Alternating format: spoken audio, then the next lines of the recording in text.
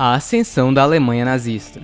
Perto do final da Primeira Guerra Mundial, o imperador alemão foge para a Holanda e a Alemanha acaba virando uma república e se rende.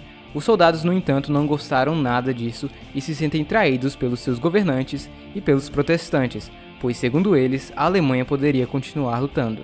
Com a rendição veio os termos de paz, esse que ficou conhecido como o Tratado de Versalhes, em que basicamente culpava a Alemanha por toda a guerra. Outros países aliados à Alemanha também tiveram que pagar, mas foi bem menos do que ela. No seu caso, ela foi obrigada a reduzir seu exército para apenas 100 mil homens, ceder partes de seus territórios e ainda pagar valores muito altos de reparação para os vencedores, principalmente para a França e para o Reino Unido. Isso deixou a Alemanha em uma situação bem difícil. Logo após o fim da guerra, vários movimentos comunistas começaram a surgir por toda a Europa, muitos deles inspirados na Revolução Russa de 17. No final de 1918, a Baviera se torna um estado comunista. No entanto, o estado não durou muito. Logo no início de 1919, os comunistas são derrubados e a Baviera volta a fazer parte da Alemanha.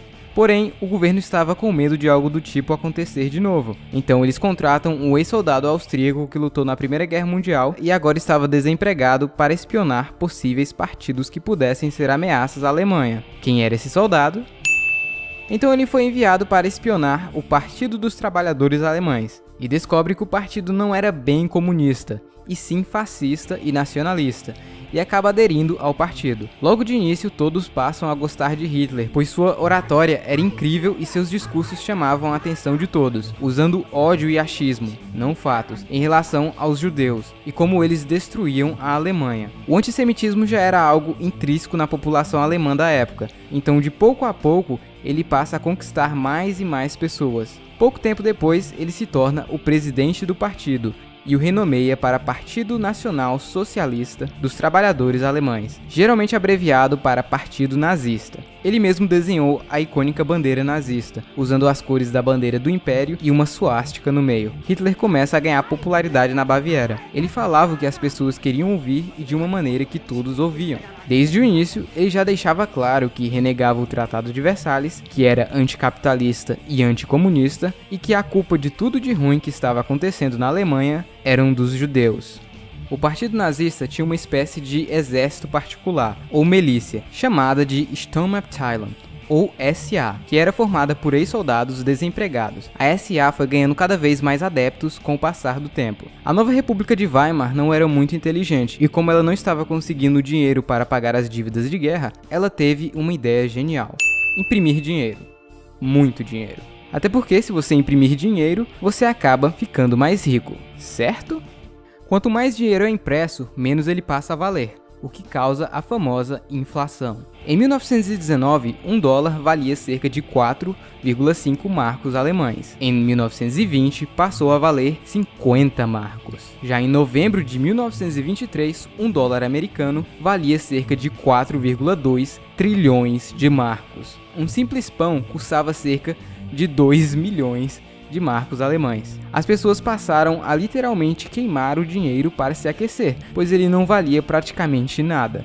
O nível de desemprego subiu e as pessoas ficaram bem putas. Sem o dinheiro, a França ficou puta e ocupou uma área muito industrializada da Alemanha, e passaram a pegar suprimentos para quitar as dívidas. Neste processo, vários alemães foram mortos. Isso deixou a população ainda mais furiosa. Já se aproveitando deste fato e inspirado na Marcha a Roma feito pelo seu amigão italiano, Hitler tenta pegar o poder à força, porém falha e é preso. Com isso, o partido nazista é banido da Baviera. Durante o julgamento, os juízes acabam gostando de Hitler e ele aproveita para fazer um discurso ali mesmo. Ele acaba sendo sentenciado a 5 anos de prisão, mas cumpre apenas 9 meses. Bem, a prisão não era bem assim, era mais um quarto de hotel onde ele teve tempo para escrever seu famoso livro Mein Kampf. Esse livro causou muita repercussão na época pelo nível de insanidade de Hitler e fez o seu nome ser conhecido por toda a Alemanha. Voltando à Alemanha, com toda essa crise, ela pede ajuda financeira aos Estados Unidos, e isso a ajudou por um tempo. Após sair da prisão, Hitler vai para o campo se concentrar um pouco e passa um tempo lá. até voltar ao mundo da política. Neste tempo começou um certo desentendimento entre Hitler e a SA, já que Hitler agora queria chegar ao poder de forma legal e não à força. Já a milícia queria justamente o contrário. A população alemã em geral não ligava muito para as ideias de Hitler e ficavam com o pé atrás com os seus discursos agressivos e com a violência da SA. E no mais, a Alemanha estava finalmente se recuperando do pós-guerra. Em 1928, o Partido Nazista tinha apenas 2,6% do Congresso, mas tudo mudou em 1929.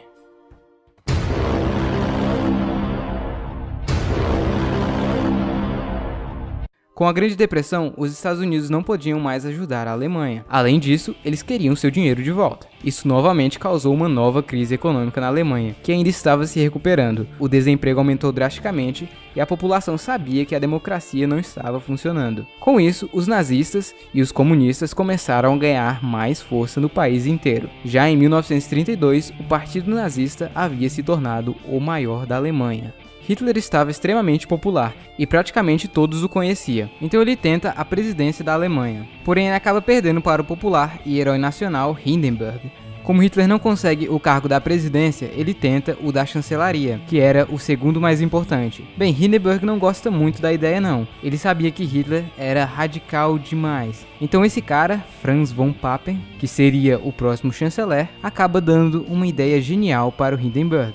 E se a gente transformasse o Hitler em chanceler, para que assim ele e seu partido fiquem quietos? Assim, você me transforma em vice-chanceler e podemos controlar o Hitler e seu partidozinho. O que pode dar errado? Então, em janeiro de 1933, Hitler se transforma no chanceler da Alemanha. Porém, ele ainda não era um ditador. Em fevereiro, o parlamento da Reichstag foi incendiado. O culpado foi um holandês comunista. Mas alguns historiadores suspeitam que foram os próprios nazistas que fizeram isso. Marinus foi condenado à morte e os nazistas culparam os comunistas. Isso acabou deixando a população apreensiva novamente. Com isso, Hitler fez o presidente assinar uma lei com urgência para que ele tivesse poderes suficientes para mandar prender todos os comunistas e políticos opositores que poderiam ser uma possível ameaça à Alemanha. Com a nova lei, Hitler se livra de quase todos os seus obstáculos, prendendo os comunistas e os políticos opositores, além dos jornalistas que eram contra ele. Todos foram presos ou mandados para os campos de concentração em Dachau. Mas Hitler ainda tinha alguns problemas a resolver. Seu velho amigo Ernst Röhm, chefe da SA, queria que a SA fosse o principal exército. Isso deixou o exército alemão Wehrmacht não muito satisfeito. Hitler sabia que precisava do apoio do bem treinado exército mais do que a bagunçada SA, e isso deixou Ernst furioso. Hitler também tinha criado a SS, que assim como a SA, era uma espécie de exército particular, só que bem mais treinado e só com profissionais. Com isso, Hitler planeja acabar com todos os seus obstáculos em uma só noite. Esta que ficou conhecida como a Noite das Facas Longas. Nela foram presos e mortos vários possíveis inimigos do Terceiro Reich, como políticos, jornalistas, militares que eram contra o novo governo, membros do SA e até mesmo o velho amigo de Hitler, líder da SA, Ernst Röhm. Após algum tempo, o presidente Hindenburg morre de câncer. Hitler então funde os cargos de presidente e chanceler e se torna o Führer, o ditador supremo da Alemanha. E assim nasce o Terceiro Reich. O império que, segundo Hitler, duraria 1000 anos. Na Alemanha, quem não concordasse ou fizesse algo contra o governo, seja ele ariano ou não, era preso imediatamente. Isso fez parecer que todos os alemães eram nazistas, quando na verdade nem todos eram. Durante seu tempo inicial de governo, Hitler fez milagres para a economia alemã, que naquele ponto estava defasada. Ele investiu pesado em infraestrutura e principalmente em fabricação de armamento bélico.